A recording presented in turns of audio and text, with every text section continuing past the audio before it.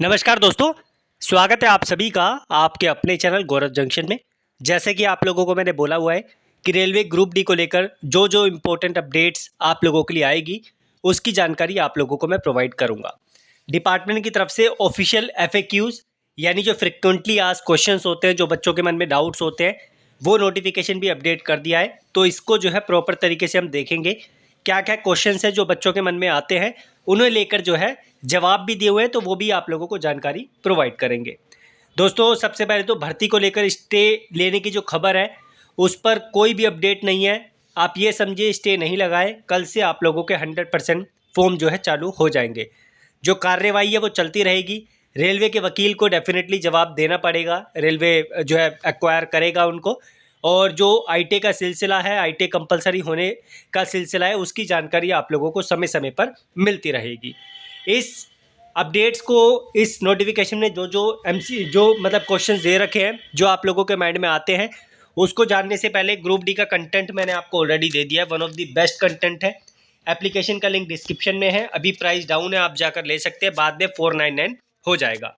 ठीक है, जैसे ही आप डाउनलोड करेंगे होम पेज पे आपको ये दिखेगा। इस पर क्लिक करते ही आप लोग जो है ऐसे पेज पे पहुंचेंगे। यहाँ पर आपको हिंदी में, ऊपर इंग्लिश में आप लोगों को चीज़ें दिख जाएगी। अभी इंग्लिश वाले में मॉडिफिकेशन करने हैं, तो हिंदी वाले तो आसानी से ले सकते हैं, हिंदी वाले जो है ले सकते हैं, उसमें अभी चेंजेस आपको बहुत सारे देखने को मिलेंगे। अब हम लोग जो है एक एक करके यहाँ पर जो इम्पोर्टेंट चीज़ें हैं उस पर बात करते हैं। सबसे पहले ओपनिंग डेट क्या है एप्लीकेशन की, जो हमारा लेवल 1 की वैकेंसी है, तो भाई 23/1/2025 यानी कल से आपके फॉर्म चालू हो जाएंगे। What is the closing date of submission of online application? 22/2/2025, ये सबको पता है, रात 12 बजे तक भर सकते हैं।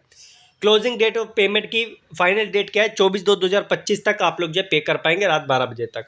What are the dates for modification? ये मॉडिफिकेशन की डेट्स है। कोशिश करना कि ये नौबत ही ना आए कि आपको मॉडिफिकेशन करना पड़े। आप लोग जो है पहले टाइम पर ही अपना फॉर्म को आसानी से फिल कर लेना सही तरीके से, और जल्दबाजी मत करना। फॉर्म आएगा, 4-5 दिन का समय लेना, तब जाके आप लोग फॉर्म फिल करना। जो मेरे सीसीएस वाले भाई हैं उनको प्रॉपर तरीके से फॉर्म फिल करना मैं बता दूंगा। सीसीएस के जो स्टेप्स होंगे आप लोग देख लेना, ऑनलाइन और ऑफलाइन ध्यान पे फुल वीडियो डालेंगे, और इस पर जो है सीसीए के फॉर्म के स्टेप्स की अपडेट आपको देंगे। 5वां जो है, whom should I contact in case of queries related to submission of application and fee payment? तो ये कुछ कॉन्टैक्ट डिटेल्स है जिनको आप कॉन्टैक्ट कर सकते हैं फी पेमेंट से रिलेटेड। उसके बाद what are the requirements to create an account? Candidate should have their own mobile number and valid active registered mail ID, क्योंकि आपके ओटीपीज आते हैं उस पर। उसके बाद I have created an account for centralize notification this, should I create another account for centralize notification this? तो यहाँ पर भाई डिपार्टमेंट बोल रहा है कि अगर आपने जो है एएलपी का फॉर्म फिल किया, आपने टेक्नीशियन का फॉर्म फिल किया, पैरामेडिकल का किया या एनटीपीसी का किया, आप मिनिस्टेरियल एंड आइसोलेटेड कैटेगरी का फॉर्म फिल कर चुके हैं, आरपीएफ का कर चुके हैं, सब इंस्पेक्टर का कर चुके हैं, आपको पता होगा रजिस्ट्रेशन एक ही होता है, तो आपको उसी रजिस्ट्रेशन के थ्रू अपना एप्लीकेशन फॉर्म फिल करना होगा। रजिस्ट्रेशन दोबारा करने की आपको जरूरत नहीं पड़ेगी। हाँ, जो बच्चा जीवन में पहली बार जो है रजिस्ट्रेशन करेगा उसको पूरा सिलसिला जो है स्टार्टिंग से करके चलना पड़ेगा। ये डिपार्टमेंट की अपडेट है, आप लोग देख सकते हैं। आपको फिर से रजिस्ट्रेशन करने की जरूरत नहीं पड़ेगी, जिसके बारे में हम फॉर्म फिल करते टाइम भी आपको अच्छे से बताएंगे। What is the procedure to create an account? तो क्रिएट एन अकाउंट बहुत ईजी है, मैं लिंक आप लोगों को दे दूंगा, इसे पढ़ने की कोई जरूरत नहीं है अभी। कह रहे edit the create an account details? No, आप लोग जो रजिस्ट्रेशन की डिटेल्स होती है, आप अकाउंट क्रिएट करते हैं, वो डिटेल्स आप कभी भी एडिट नहीं कर सकते। तो जो बच्चा फर्स्ट टाइम रजिस्ट्रेशन करेगा, जिसने पहले नहीं किया, उसको केयरफुली करना, क्योंकि वो चीज़ें चेंज नहीं होती है। What is the next procedure after create an account? तो नेक्स्ट प्रोसीजर क्या होगा? आप लोगों को फॉर्म फिल करना होगा। नेक्स्ट प्रोसीजर मतलब अकाउंट क्रिएट कर लिया, फिर लॉगिन करेंगे, फिर आप लोग फॉर्म फिल करेंगे। इसकी जानकारी आपको फॉर्म फिल करते टाइम ही सही तरीके से मिलेगी। कैन मोबाइल नंबर जो है आप लोग, can mobile be use for filling up the application? Some features, देखो मोबाइल से फॉर्म को फिल मत करना, चंद पैसे बचाने के लिए जो है गड़बड़ मत कर देना। फॉर्म आपको जो है कंप्यूटर या लैपटॉप से भरना होगा, क्योंकि कुछ फीचर जो है मोबाइल में शो नहीं होते हैं। What is the procedure to log in? Enter register mobile number and email ID, आप लोगों का लॉगिन हो जाएगा बाय पासवर्ड एंड कैप्चा जो आपको दिया होगा। How many pay levels are there in centralize notification? Only 1 pay level होता है आपका इस वाले लेवल 1 की वैकेंसी में जो दे रखा है। उसके बाद 14 जो क्वेश्चन है वो है can I apply submit common application for different post. ध्यान से समझना, can I apply submit common application for different post in same railway. तो बोल रहा है हाँ आप कर सकते हैं, candidates are allowed to apply for different post in same railway. ठीक है, मल्टीपल मतलब डिफरेंट पोस्ट के लिए आप सेम रेलवे में अप्लाई कर सकते हैं। Can I apply to different railway for different post, no ये अलाउ नहीं होगा।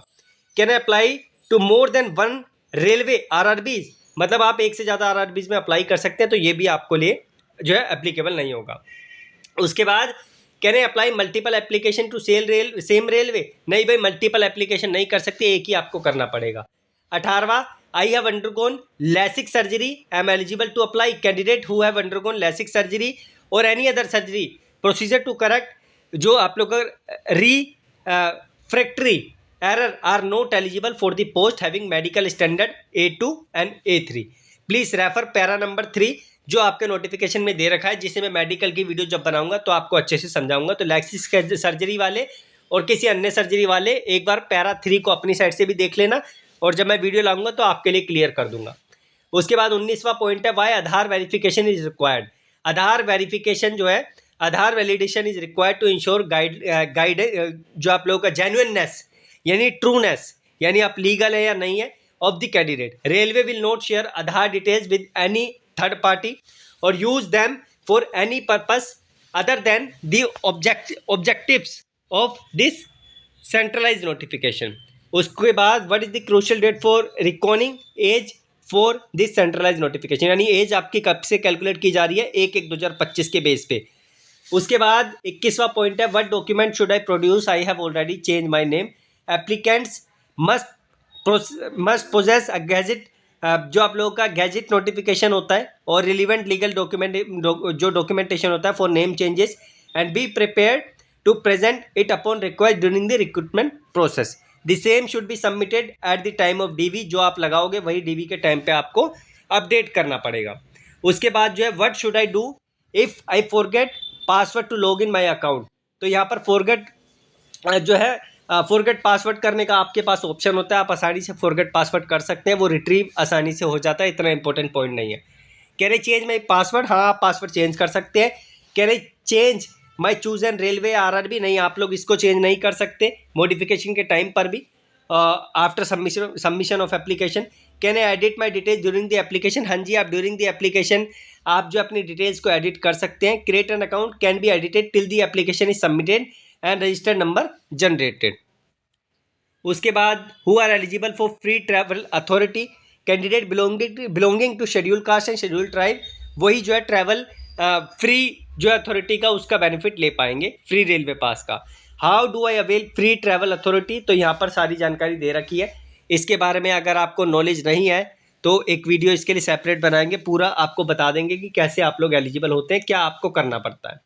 28वां how can I receive the free travel facility, तो ये आप देख सकते हैं in case of eligible SC/ST candidate their city intimation slip e call letter it's will contain the free travel authority. ठीक है, उस पर आपके मेंशन होगा जो आपका कॉल लेटर होगा। They will be allowed to book train reservation by submitting a self attested photocopy of their city intimation slip.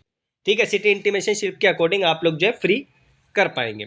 I am unable to upload my caste certificate, I am unable to upload my caste certificate. Check whether the scanned document is in PDF format. Format size मतलब ये document की बात कर रहा है कि अगर वो सही से अपलोड नहीं हो पाते। व्हाट इज़ द EBC, ये जो इकोनॉमिकल बैकवर्ड क्लास होती है उनके बारे में है। What are the benefit given to EBC candidate, EBC candidate के लिए जो है आप लोग देख सकते हैं क्या बेनिफिट है।